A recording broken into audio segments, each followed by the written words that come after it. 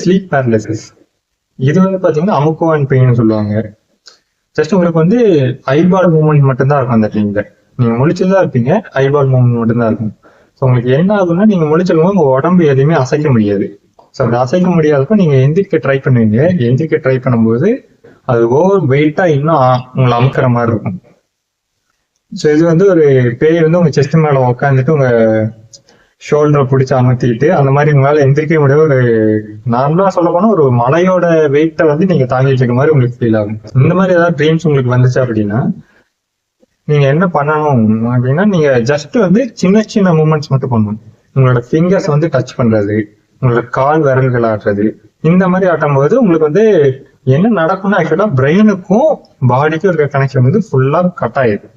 அப்படி cut off ஆகுறதுனால but பிரெயினும் கண்ணும் வந்து கனெக்ஷன்ல ஒரே லிங்காக தான் இருக்கும். ஸோ அதனால கண்ணு மட்டும்தான் உங்களுக்கு வேலை செய்யும், மற்ற எதுவுமே வேலை செய்யாது. ஸோ அந்த கனெக்ஷனை நீங்க திரும்ப எடுக்கணுங்கிறத சின்ன சின்ன மூமெண்ட்ஸ் நீங்க பண்ணும்போது ஆட்டோமேட்டிக்கா கனெக்ட் ஆகும். நீங்க அந்த இதை விட்டு வெளியே வந்துடலாம். ஸோ இது வந்து மேக்ஸிமம் நிறைய பேருக்கு வந்திருக்கும். ஒரு சிலருக்கு வந்து ரொம்ப ரிப்பீட்டடா ரெகுலரா வந்து நீங்க வந்து டாக்டர் கன்சல்ட் பண்ணலாம்.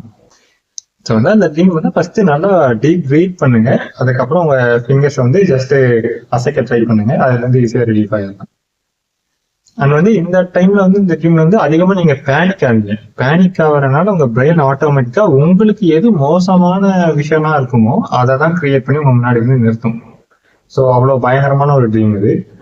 ஸோ இது வந்து ஈஸியா ரிலீஃப் ஆகல. யாரும் பேனிக் ஆகாம என்ன பண்ணுங்கிறத மைண்ட்ல வச்சுக்கோங்க. நெக்ஸ்ட் வந்து சென்சரி மெமரி ட்ரீம். இது வந்து யாரும் சொல்லலை, இது வந்து நானா சொல்றேன். ஏன்னா எனக்கு நடந்தது. அது வந்து ட்ரீம் பேஸ்லயும் இல்லை. ஸோ வந்து எப்படின்னா இப்போ வந்து உங்களுக்கு பிடிச்ச யாரோ ஒருத்தர் வந்து இறந்து போயிருவாங்கன்னு வச்சுக்கோங்க. அந்த ட்ரீம்ல வந்து இறந்துட்டாங்க. ஸோ அதுக்காக வந்து நீங்க ஃபீல் பண்ணிட்டு இருக்கீங்க. அப்படி ஃபீல் பண்ணும்போது என்ன ஆகும்னா இப்போ நார்மலா ரியல் லைஃப்லேயே யாராவது டெத் ஆயிட்டாங்கன்னா அவங்க கூட இருக்க மெமரிஸ் மட்டும் நம்மளுக்கு வந்து ஒரு செட் ஆஃப் பார்ட் பை பார்ட்டா நம்மளுக்கு வந்து ஓடிட்டே இருக்கும் மைண்ட்ல. ஸோ அதை தான் சொல்லி சொல்லி அழுதுட்டு இருப்பாங்க.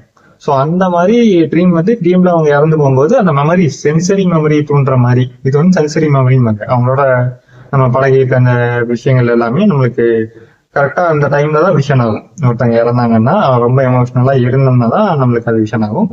இந்த மாதிரி ட்ரீம்ஸ்ல வந்து விஷன் ஆகுது. ஸோ இது வந்து எனக்கு வந்தது. உங்களுக்கு யாராவது இந்த மாதிரி வந்திருந்தா ட்ரீம்ஸ் வந்து கமெண்ட் பண்ணுங்க.